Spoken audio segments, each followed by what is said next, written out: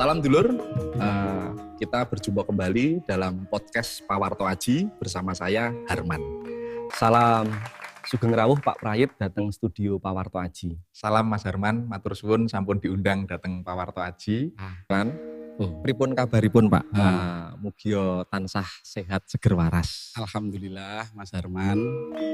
Dulur, Pak Prayit ini adalah pakar psikologi pesantren yang telah mengenyam studi doktoral ilmu tasawuf lintas negara. Pripun Pak, seperti apa studi tentang psikologi pesantren yang terhubung dengan ajaran tasawuf itu? Matur suwun Mas. Matur suwun Mas. Psikologi pesantren dan tasawuf adalah suatu pendalaman ekosistem pesantren berbasis tasawuf. Berangkat dari keprihatinan perkembangan ajaran tasawuf yang selama hampir 1 abad mengalami pembungkaman dan penekanan dari kelompok Zionis penjajah. Pembungkamannya seperti apa Pak? Ya, dari tahun 1900-an ajaran tasawuf di Indonesia telah dilarang oleh pemerintahan Zionis Belanda. Snuk Hugronje sebagai penasehat kerajaan Zionis Belanda telah memberikan masukan kepada pemerintah Zionis Belanda agar melarang ajaran tasawuf. Karena ajaran tasawuf dan torekot dianggap sebagai musuh besar bagi Belanda, di mana banyak pergerakan perjuangan kemerdekaan bangsa Indonesia lahir dari pemuda-pemuda didikan pesantren tasawuf.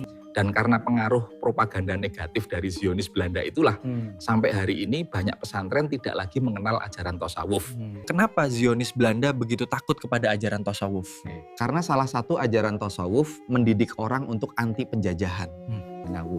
Dan perlu diketahui bahwa bangsa Indonesia ini didirikan oleh mayoritas ulama tasawuf seperti Mbah Hasyim Asy'ari, dan beliau adalah ulama tasawuf dan torekot sekaligus ulama negarawan yang juga menjadi pendiri NKRI ini.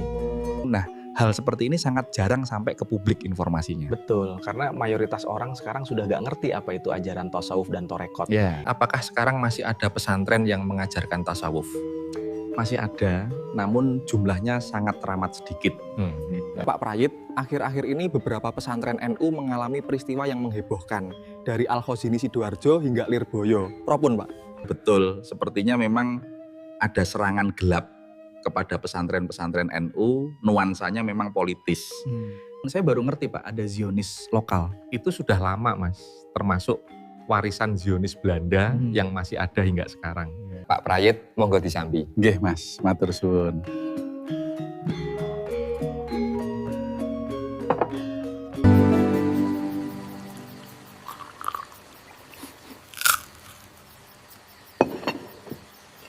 Saya baru ingat ada peristiwa serangan ke pesantren yang lebih mengerikan dari yang ada sekarang 3 tahun lalu. Iya, ada memang yang lebih mengerikan.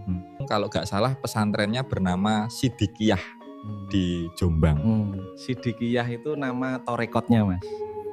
Jadi nama pesantrennya apa Pak? Umumnya ya pesantren Sidikiyah. Nah, itu salah satu pesantren tertua di Jombang Mas. Mulai dibangun pesantren dari tahun 1830. Masya Allah, sudah lama sekali. Betul Mas. Dan itu pesantren sangat bersejarah. Sejarahnya seperti apa Pak? Sang proklamator kecil dulu dan orang tuanya sempat ngaji di sana. Masya Allah, ini merupakan sejarah yang baru terungkap. Betul Mas, karena memang sengaja ditutup-tutupi sama Zionis lokal.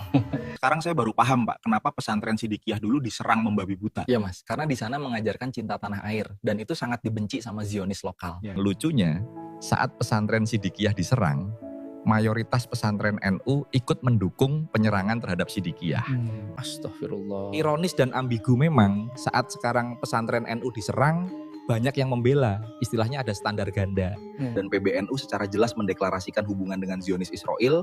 Bagi pendapat banyak orang yang paham, Sidikiyah sudah ditarget Zionis lewat tangan Zionis lokal. Ini benar-benar di luar nalar Pak. Betul Mas. Dan lucunya pesantren NU yang sekarang diserang, dulu ikut menyerang pesantren Sidikiyah juga.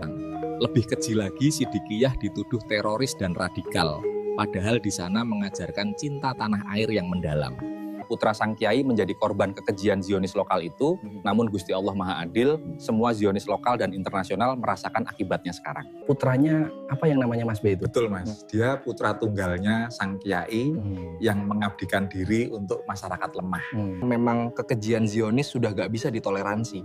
Betul Mas, bangsa kita harus terbebas dari Zionis lokal maupun internasional. Baik Pak, kiranya podcast kita telah cukup, sampai bertemu di lain waktu.